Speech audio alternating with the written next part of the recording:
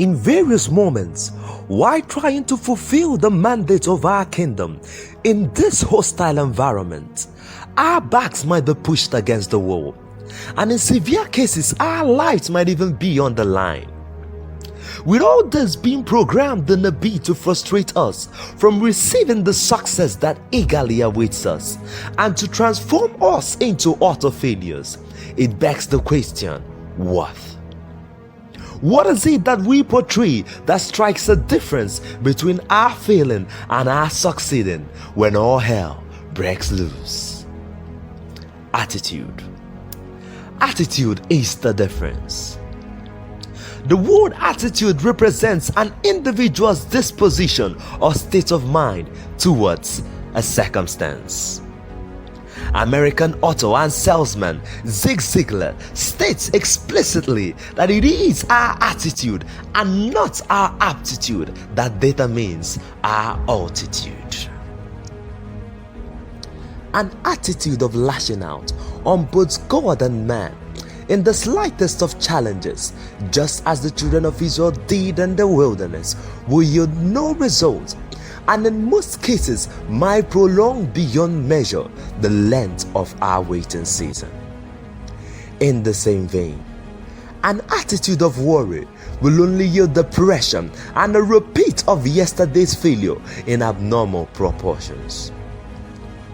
The truth is, our problem is not our problem, but our attitude towards our problem is our problem. It begs the question, what attitude must we portray to gain the victory that already lies installed for us? Worship. The word worship entails giving back to God that which He has freely given to us. Worship first begins by giving the life which He has so graciously given us back to Him. And without this preceding all other acts of worship, nothing else we offer will be acceptable in His presence. It is undisputable that worship is a whole lifestyle, but permit me to look at it in the context of praise. The African adage that if you worship a mighty man for what he's done for you in time past, he will go on to do much more for you is very true. But I believe worship comes in more handy when we are overwhelmed by the storms of life.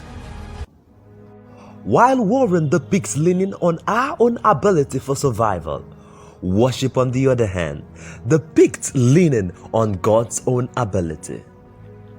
While worrying gives the enemy a foothold to afflict us with more pains, worship gets the enemy confused and puts him to flight.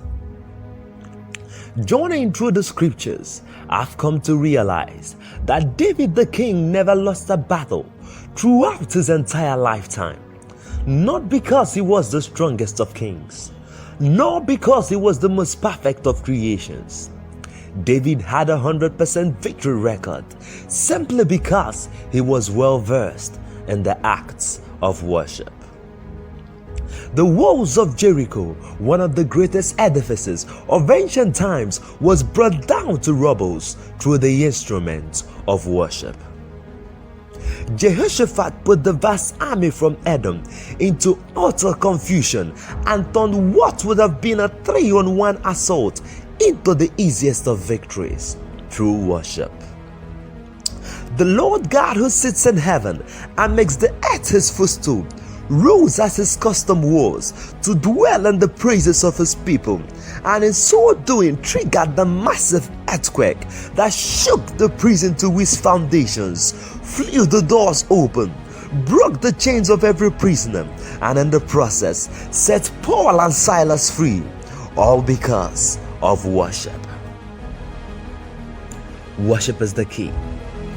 Worship is the weapon. Worship is the essence that has all it takes to transform the Lord God into the worship that fights our battles. An African gospel artist puts it this way: first it was fragrance, then it turned to fire. My worship is my weapon. This is how I win my battle. The truth remains that if we are truly aligned to His ways, we will discover that worship is the weapon that truly prevails.